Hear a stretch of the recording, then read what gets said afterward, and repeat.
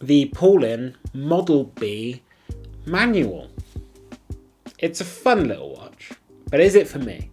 Let's talk about it. But first, I'm not a watch expert, I'm just a watch nerd, so if you have any corrections, any questions, pop down into the comments and let us know.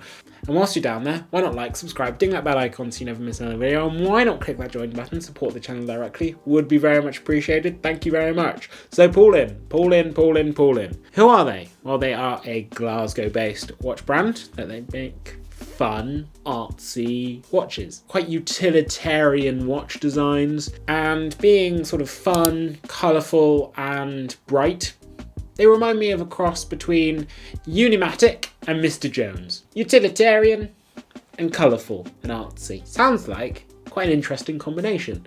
It's like Le Bussier discovered paint, and in all honesty it's quite cool because you don't have to live in this, so you don't need filigree. It's a watch that you wear. A little bit more about Paulin. They're owned by Anne, which says a lot because Anne makes some absolutely beautiful watches and their ceramic dials are incredible. But that's enough about Anne. What about this watch? The main thing that you'll notice is it's quite small. How small? It's actually got a case diameter of 35mm. It doesn't look that small on the wrist, I don't think. I don't think it looks too small for my 6.5-inch wrist. This is the first time I've remembered to say my wrist measurement in a watch review in absolutely ages. 6.5-inch wrist, okay? Another thing that you'll notice is that dial. It's brown. Not what I'd go for, personally. They do a very, very nice black dial on this watch. That's what I'd go for, personally. I'd go for the white, orange and blue variants. So I'd go for the black. Terry would go for the white, orange and blue. But in all honesty, I was quite impressed by how the brown dial looks. The dial is actually brass and lacquered. It's made in Germany and it's all assembled in Scotland, which is very, very cool. So if you want a Scottish watch, no, can't do the accent. Frida! The lug to lug wears very, very snugly, as you'd expect for a 35mm watch. It's 40mm, so it wears nicely. In terms of lug width, I'm also quite happy with that. It's 18mm. Can I expect a 35mm watch to have a 20mm lug width? I don't think so. 18mm is great. It's a great compromise. 18 is much better than 19. I don't like odd numbered lug widths. 21 can also get the hell out of here. So 18 is very, very nice. Water resistance, 50 meters. It's a push-pull crown. You're not going to be swimming in it. You'll be washing your hands in it, but I'm not bothered about that. The spec list says that the crystal is Hesalite. That it's a Hesalite box crystal. That's wrong. This model and the production models have actually, due to popular demand, have actually now all been upgraded to sapphire. So sapphire glass, thank God, massive upgrade. Very, very happy with that. If this had Hesalite glass, I would be a lot less happy with it and a lot less impressed with it than I am, because I don't really want to be spending £1,000 on a Hesalite watch, unless it's got historical reasons like a Hesalite Speedmaster or something. It comes with a very Mr. Jones-esque mesh bracelet on this particular one, made of stainless steel. You can also get a bunch of other bracelet options. It's not bad.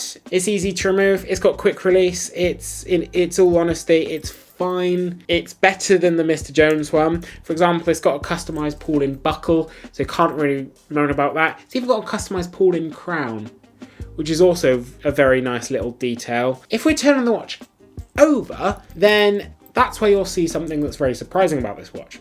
So it's manual wind. Why are you bringing this up? But it's actually a very, very nice movement. So it's an ETA 7001 and it looks lovely. So it's complete with blued screws and Côte de Genève, which you would usually find on watches that are a lot more expensive than this. So in all honesty, the movement does look lovely. Terry wasn't impressed, but it looks nice. I like the look of the movement. I'd like to see more of the movement. You can see some of the gear train. You can see the balance spring. You can see the escapement. It's fine. It's fine. Okay. It's shiny. It's nice. It's better than a solid case back. The case looks really, really nice. It's sort of a cushion-y case with integrated lugs. It's not overly curved in terms of its fit on the wrist, but it doesn't have to be because it's only a 40mm length. It's not super ornate or anything. As I mentioned, it's very, very utilitarian. It just looks nice. It works. Goody. If you're familiar with the ETA 7001 or the Le Jeu Paré D100 or something, you'd be familiar with the fact that it does have a small seconds. I like that. The small seconds, it's a little recessed sub-dial at 6 o'clock. I think it looks lovely, and all honesty, if you're looking at the dial, I'm not a massive fan of the hand styles, but there's a bit of skeletonization on the end of the minute hand. In all honesty, it looks nice, it looks fine. I love the blue on the seconds hand. I love the mix of the brown, the yellow, and the blue. It looks really, really cool. It looks really nice if you throw it in a bowl of M&Ms. Who would ever do that? So here's my closing thoughts. I think it's really good for the money. I actually do. Maybe not really good. I think it's pretty good for the money. You're getting a really nice movement with nice finishing that's quirky, that's different, assembled in Scotland. It's got a lot of unique selling points, okay? The styling, place of origin, and even the fact it's manual wind with a nice movement. For £990, which is the price, £990.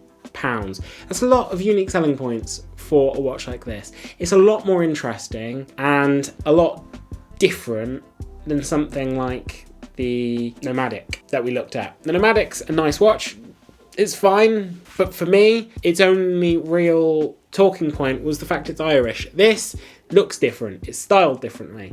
It's got a lot of different unique selling points. Will I be getting one? No, because the styling isn't really for me. But that doesn't mean it might not be for you.